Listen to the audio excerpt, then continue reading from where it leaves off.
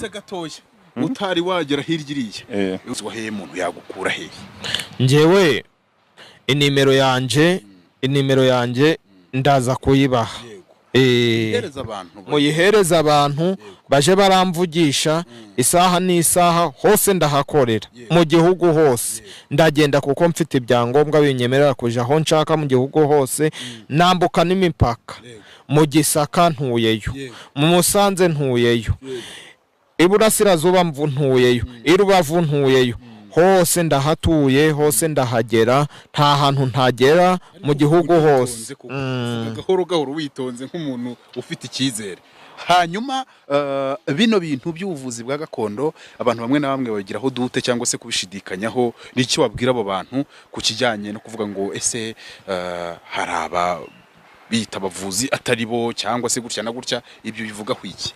Hari abatwiyitirira koko ariko ubuhamya nubwe mu mubaze nguyu avuge nimba y'amafaranga ataraye n'abataraye mu yampenya Jane. Uriyumva ute nk'umuntu wongeye kubona amafaranga yawe wari wabuze wihebye?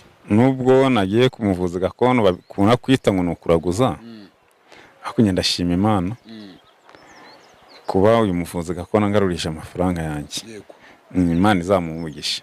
Uyu muntu siwe uje gushaka murebe neza mwitegereze ni gucero amafaranga ye ngo yarasigaye mu kabari, umuntu agize gutya ngo agiye kwiyeranja, umuntu amutwara ibiceri bye, arangije azindukira kuri uyu musaza ndetse n'umuhungu we aza kubabaza ukuntu ngo miliyoni ze zigera muri 2 ziri bugaruke. Turabanza tubaganirize kwanza uko mbisobanuye, nuvuga ngo twabanje kubereka gace k'ibyabereye mu irimbi ariko naha byari byahereye. Turabasuje kwanza. Yego muraho. Taza hano muze muraho. Amakuru ni meza. Muze amatwi ye ntabwo yumva neza, niyo mpamvu nyifashisha kandi yampaye imbaraga zo kuja ndamufasha muri aka kazi ko kuvura no kugaruza ibyibwe. Numvise kumuvugisha ari ukuvuga cyane, urihangana ubwo niwe tuza kubaza ibintu byinshi. Ubundi mukora mute muri bantu ki?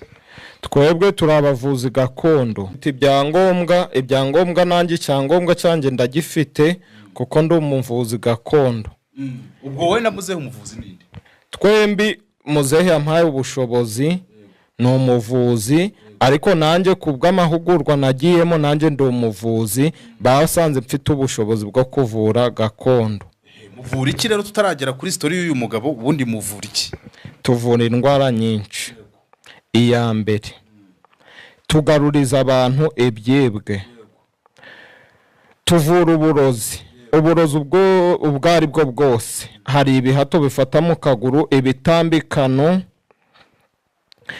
Tuvura n'indwara zimwe zivurirwa kwa muganga nk'imitwe zidakira, impyiko n'imitima ndetse n'umwijima nawo dushobora kuwuvura. Umwijima komera kuvurirwa kwa muganga wa kizungura?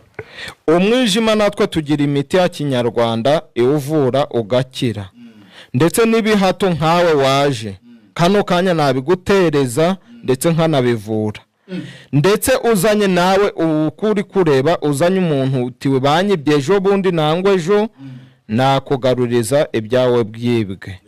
Kanya gatoro duhise tujya kuri story y'uriwe mugabo wicaye hakurya iriya, twari ahantu bashyingura abantu mu irimbi, aho avuze ati nyirukunywa amafaranga niho bamwohereje. Ibyo mwabigenje muti?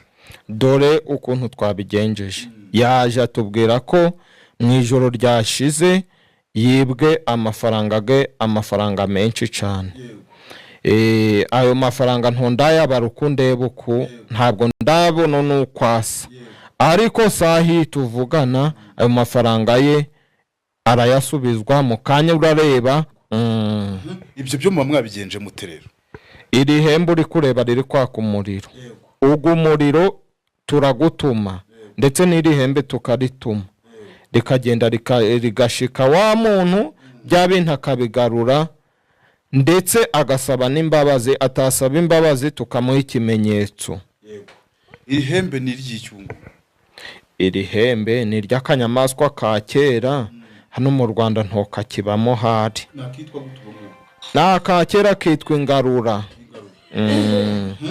Ndumva afite amatsiko yo kuvugisha uyu musaza ngo tubwire imivurire ubundi muze imbaraga mugira ngo zo hambere muzikura hehe rero jewe ndavura ibyo mvura byose mvura byose uretse sida urukumva byose ndabivuraga pe abantu bose baransobanukiwe.